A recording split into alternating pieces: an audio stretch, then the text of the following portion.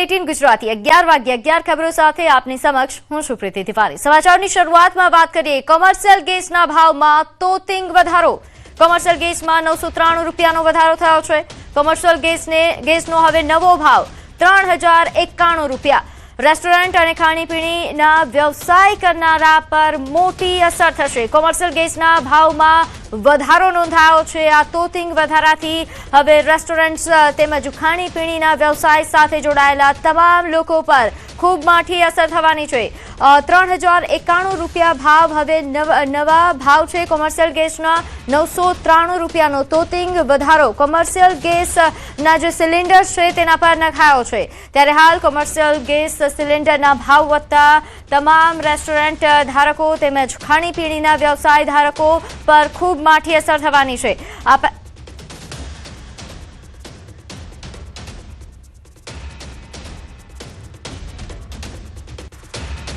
તો હાલ જે રીતે કોમર્શિયલ ગેસ સિલિન્ડરના ભાવમાં સતત વધારો થઈ રહ્યો છે, ખાસ કરીને ખાણીપીણીના વેપારીઓ પર આની ખૂબ જ માઠી અસર થઈ રહી છે। હાલ જે પ્રકારની પરિસ્થિતિ વિશ્વમાં છે તેના કારણે કોમર્શિયલ ગેસની જે પરિસ્થિતિ છે અછત ન હોવાનું સરકારે પહેલા જણાવ્યું હતું, તેમ છતાં જે પ્રકારની કટોકટીની પરિસ્થિતિ છે તેના કારણે હવે ભાવ વધી રહ્યા છે। ખાણીપીણીના વેપારીઓ પર ખૂબ માઠી અસર થવાની છે। આ પહેલા જ્યારે અછત સર્જાઈ હતી તે વખતે પણ ભાવ વધારો થયો હતો।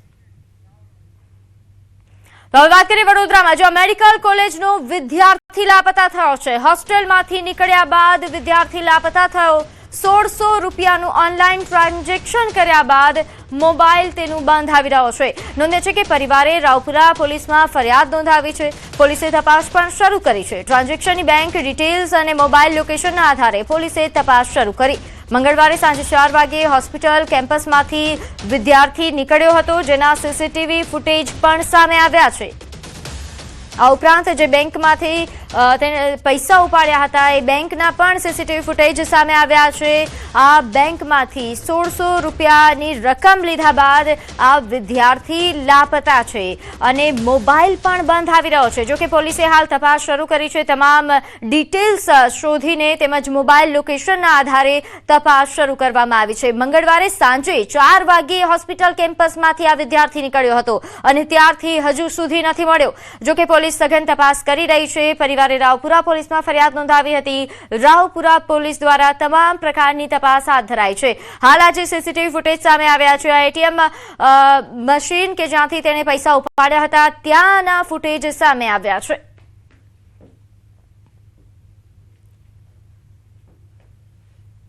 તો જે રીતે સીસીટીવી ફૂટેજમાં જોઈ શકાય છે કે વિદ્યાર્થી જે પૈસા ઉપાડે છે અને પછી ત્યાંથી ક્યાંક જવા માટે રવાના થાય છે અને તે બાદથી આ વિદ્યાર્થીનો કોઈ જ પત્તો નથી। નોંધે છે કે પરિવાર હાલ ખૂબ જ ચિંતામાં છે અને ઝડપથી આ વિદ્યાર્થીને શોધી લાવવામાં આવે તેવી માંગ કરી રહ્યો છે। ત્યારે મારી સાથે વધુ વિગત સાથે સંવાદદાતા હાર્દિક જોડાયા છે। હાર્દિક, આ વિદ્યાર્થી જે લાપતા થયો તેને લઈને કોઈ અપડેટ? બિલકુલ જો અત્યાર સુધી કોઈ પણ જાતની અપડેટ જે છે તે પોલીસ તરફથી આપવામાં આવી નથી। એના કારણે પરિવાર જે છે તે ચિંતિત છે। મૂળ બનાસકાંઠાનો જે આ વિદ્યાર્થી છે અને બરોડા મેડિકલ કોલેજમાં હોસ્ટેલમાં રહીને જે છે તે અભ્યાસ કરતો હતો। પોલીસ જે છે તે અત્યારે સીસીટીવી ફૂટેજ અને જે બેંકના ટ્રાન્ઝેક્શન છે, મોબાઈલ લોકેશન છે, એ તમામ પાસાઓની ચકાસણી કરી રહી છે। કારણ કે આ જે વિદ્યાર્થી જે છે તેને લાપતા થતા પહેલા 1600 રૂપિયાનું ટ્રાન્ઝેક્શન છે તે કર્યું હતું અને ત્યારબાદ તેનો મોબાઈલ જે છે તે બંધ થઈ ગયો છે। આ મોબાઈલ બંધ થવા પોલીસની મુશ્કેલીમાં વધારો થયો છે, કારણ કે જે એક્ઝેક્ટ લોકેશન મળવું છે લોકેશન જે છે તે મળી નથી રહ્યું। એટલે હવે સીસીટીવી ફૂટેજની ચકાસણી સિવાય પોલીસ પાસે અન્ય કોઈ વિકલ્પ નથી। ત્યારે મેં કીધું પ્રમાણે કે વિદ્યાર્થી લાપતા થઈ ગયો છે, કયા કારણસર લાપતા થયો છે એ તમામ પાસાઓ જે છે તેની ચકાસણી જે છે તે કરવામાં આવી રહી છે। પોલીસની પહેલી પ્રાયોરિટી એ છે કે હેમખેમ જે છે વિદ્યાર્થી મળી જાય અને પરિવાર સાથે તેનું મિલન થઈ જાય। ત્યારે આ તમામ પાસાઓની ચકાસણી પોલીસ કરી રહી છે। સાથી મિત્રો જે છે અને બીજા વિદ્યાર્થીઓ છે, જાણીતા લોકો છે, પરિવારના સભ્યો છે, આ તમામ લોકો જે છે તેમના નિવેદનો લેવામાં આવી રહ્યા છે। તેમની પૂછપરછ જે છે તે કરવામાં આવી રહી છે। જી, આભાર માહિતી આપવા બદલ। તો દ્વારકામાં સતત બીજા દિવસે દબાણ હટાવવાની કામગીરી યથાવત છે. આજે દરિયા કોસ્ટલ એરિયામાં કામગીરી હાથ ધરાઈ છે. ગઈકાલે 3 જેટલા ધાર્મિક સ્થાનો પર બુલડોઝર ફેરવવામાં આવ્યું હતું. આજે ફરી દરિયા કોસ્ટલ એરિયામાં ધાર્મિક દબાણ પર બુલડોઝર ફરી વળ્યું છે. દરિયાથી 10 મીટર દૂર ધાર્મિક દબાણ દૂર કરવામાં આવ્યું. પોલીસના ચુસ્ત બંદોબસ્ત વચ્ચે ડિમોલેશન હાથ ધરવામાં આવ્યું. હજુ પણ અનેક સરકારી જમીન પર બનાવેલ ધાર્મિક દબાણને તોડી પાડવામાં આવશે.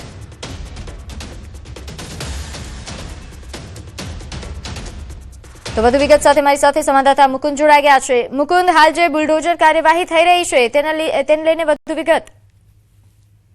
વાત કરવામાં આવે તો યાત્રાધામ દ્વારકા તેમજ આસપાસના દરિયાઈ વિસ્તારમાં ગઈકાલે પણ ડિમોલેશન કાર્યવાહી શરૂ કરવામાં આવી હતી. ત્યારે આજે ફરી એક વખત તંત્ર દ્વારા ડિમોલેશનની કાર્યવાહી શરૂ કરવામાં આવી છે. ગઈકાલે 3 જેટલા ધાર્મિક સ્થળો છે તે તોડી પાડવામાં આવ્યા હતા. સરકારી જમીન પર ગેરકાયદેસર જે દબાણો છે તે દૂર કરવાની કાર્યવાહી કરવામાં આવી હતી. ત્યારે આજે દ્વારકા પ્રાંત અધિકારી, ડીવાયએસપી સહિત ઉચ્ચ અધિકારીઓની હાજરીમાં યાત્રાધામ દ્વારકાના દરિયાઈ વિસ્તારમાં આવેલા જે સરકારી જમીન પર ગેરકાયદેસર દબાણો છે તે દૂર કરવાની કાર્યવાહી શરૂ કરવામાં આવી છે. હજુ પણ આ ડિમોલેશનની કાર્યવાહી ચાલુ રહે તેવી શક્યતાઓ છે. જી, આભાર માહિતી આપવા બદલ.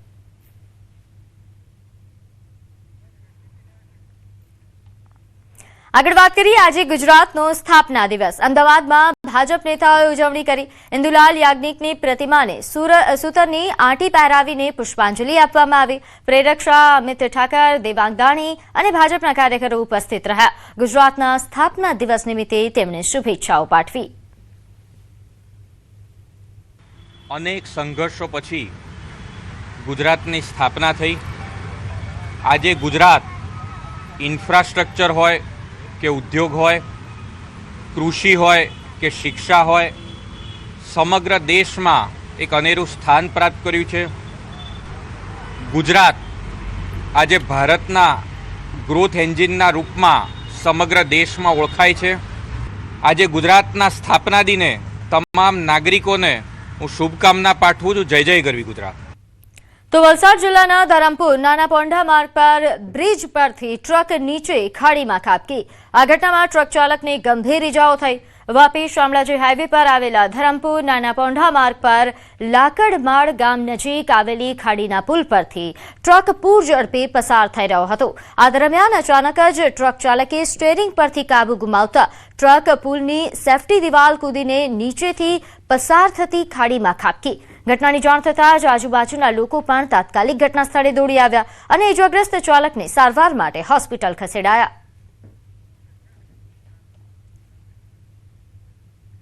તો રાજસ્થાનના હનુમાનગઢમાં ચોંકાવનારી ઘટના બની. અહીંના વોર્ડ નંબર 1માં રખડતા શ્વાને બાળક પર હુમલો કરી દીધો. હુમલાની આ સમગ્ર ઘટના સીસીટીવી કેમેરામાં કેદ થઈ, જેમાં એક બાળક રસ્તા પર ચાલતું દેખાઈ રહ્યું છે ત્યારે અચાનક એક શ્વાન તેના પર હુમલો કરે છે.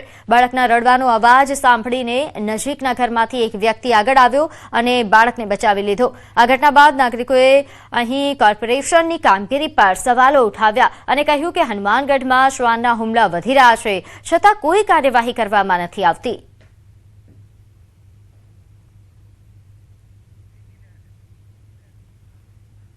આગળ વાત કરીએ, ગાંધીનગરમાં પ્રાથમિક શૈક્ષિક મહાસંઘ વસ્તી ગણતરી મુદ્દે નિયામકને પત્ર લખીને રજૂઆત કરી છે. મે માસમાં શિક્ષકોને સોંપાયેલી વસ્તી ગણતરીની કામગીરી કાળઝાળ ગરમીના કારણે મુલતવી રાખવા માટે માંગ કરવામાં આવી.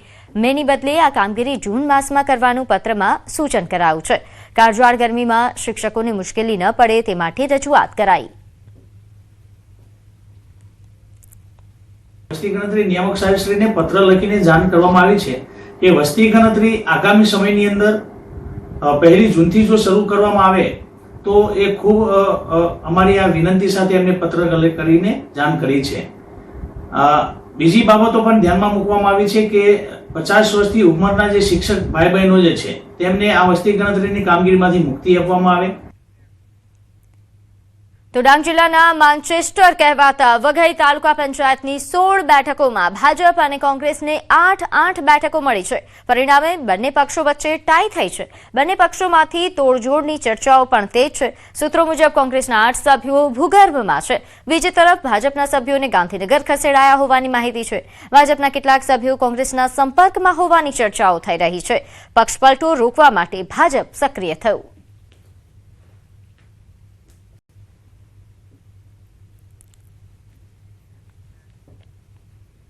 તો ગાંધીનગરના કર્મયોગી ભવનમાં સરકારી એન્જિનિયરિંગ કોલેજના અધ્યાપકોએ કાળા કપડાં પહેરીને વિરોધ નોંધાવ્યો. પડતર 5 માંગણીઓને લઈને પ્રોફેસરોમાં રોષ જોવા મળ્યો. GCS અને NITTR તાલીમ પ્રક્રિયા સાથે TNA પોર્ટલ ટ્રેનિંગ ઓર્ડર સમયસર આપવા, આ ઉપરાંત MOOC તાલીમની મર્યાદા દૂર કરવા અને ફરજિયાત તાલીમનો વિરોધ જેવા મુદ્દે વિરોધ કરાયો. સાથે જ 300થી વધુ CAS પ્રમોશન ફાઇલો પેન્ડિંગ હોવાનો પણ મુદ્દો ઉઠાવવામાં આવ્યો છે. મોટી સંખ્યામાં પ્રોફેસરો કમિશનરને મળવા પહોંચતા દરવાજા બંધ કરી દેવાયા, જેના પગલે ટેકનિકલ શિક્ષણ વિભાગના 6ઠ્ઠા માળે પ્રોફેસરોએ રામધૂન બોલાવી વિરોધ વ્યક્ત કર્યો. આગામી 1 મહિનાની અંદર પડતર માંગણીઓ નહીં સંતોષાય તો ઉગ્ર કાર્યક્રમની પણ ચીમકી ઉચ્ચારી છે. વેકેશનલ સ્ટાફને વેકેશન હોય છે, અહીંયા આગળ તો બધી કચેરીઓ વહીવટી સ્ટાફને ચાલુ જ હોય છે. તો 1 મહિના દરમિયાન અમારા તમામ રજૂઆતો અને પડતર પ્રશ્નોનું નિરાકરણ લાવવામાં આવે ખુલતા વેકેશન સુધીમાં, નહીં તો અમારે પછી આનાથી બી ઉગ્ર અને જલદ કાર્યક્રમો અંગે વિચારણા કરવી પડશે. ગુજરાત સ્થાપના દિવસના અવસરે 1 મેથી બાળ ભિક્ષા મુક્ત ગુજરાત માટે જાગૃતિ અભિયાન શરૂ થવા જઈ રહ્યું છે. રાજ્યને ભિક્ષાવૃત્તિના દૂષણમાંથી મુક્ત કરવા શ્રી શક્તિ સેવા કેન્દ્ર સંસ્થા દ્વારા મહત્વપૂર્ણ પહેલની જાહેરાત કરવામાં આવી, જેનો મુખ્ય મંત્ર એ દરેક બાળકને રોડ નહીં પરંતુ ક્લાસરૂમ મળવું જોઈએ.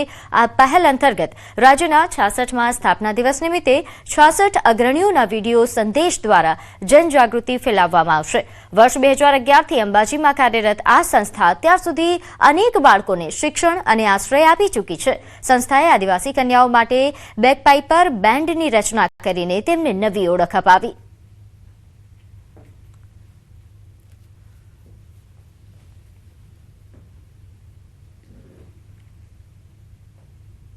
બસોથી વધારે હું કહી શકું છોકરાઓને અમે લોકો અત્યાર સુધીમાં બાળ ભિક્ષાવૃત્તિથી બહાર લઈને અને એમને એક સારું સુંદર યોગ્ય જીવન જીવવાને અનુકૂળ અમે લોકો એમને પ્રશિક્ષણ આપી રહ્યા છીએ. સંસ્થા એમના માટે સ્પોર્ટ્સની સુવિધાઓ ઊભી કરી છે, એમના માટે બેગપાઇપર બેન્ડનો આખો ટ્રેનિંગ સેશન્સ કર્યું છે.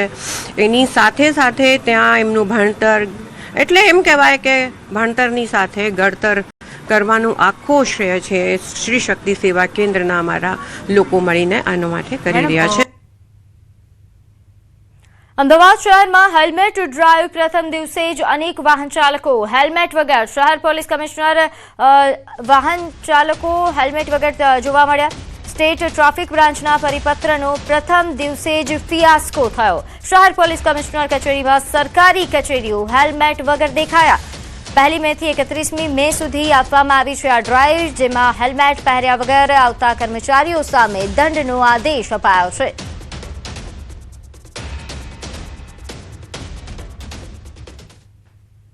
સ્ટેટ ટ્રાફિક બ્રાન્ચ દ્વારા સરકારી કચેરીઓમાં આવતા સરકારી કર્મચારીઓએ ફરજિયાતપણે ટ્રાફિકના નિયમોનું પાલન કરવા માટેનો આદેશ કરવામાં આવ્યો છે અને એમાં પણ હેલ્મેટ પહેરવું ફરજિયાત બનાવવામાં આવ્યું છે. તેને ધ્યાનમાં રાખીને પોલીસ અધિકારીઓ દ્વારા 1 મેથી લઈ અને 31 મે સુધી એક ડ્રાઈવનું આયોજન કરવામાં આવ્યું છે, જેમાં સરકારી કચેરીઓમાં આવતા સરકારી કર્મચારીઓ છે તેઓ માટે હેલ્મેટ પહેરવું ફરજિયાત બનાવવામાં આવ્યું છે. જોકે પહેલે જ દિવસે આ જે આદેશનો ફિયાસ્કો થઈ રહ્યો હોય તેવું લાગી રહ્યું છે, કારણ કે જે સરકારી કચેરીઓ હતી તેની બહાર જે દંડાત્મક કાર્યવાહી કરવા માટે પ્રથમ તો કોઈપણ પ્રકારના ટ્રાફિક વિભાગના કર્મચારીઓ તો જોવા મળ્યા ન હતા. તો બીજી તરફ જે દ્રશ્ય આપ જોઈ રહ્યા છો તે અમદાવાદ શહેર પોલીસ કમિશનર કચેરીની બહારના દ્રશ્યો છે કે જ્યાં અનેક એવા કર્મચારીઓ જોવા મળ્યા હતા જે રોંગ સાઈડમાં આવી રહ્યા હતા. ઉપરાંત તેમણે હેલ્મેટ પણ પહેર્યું ન હતું.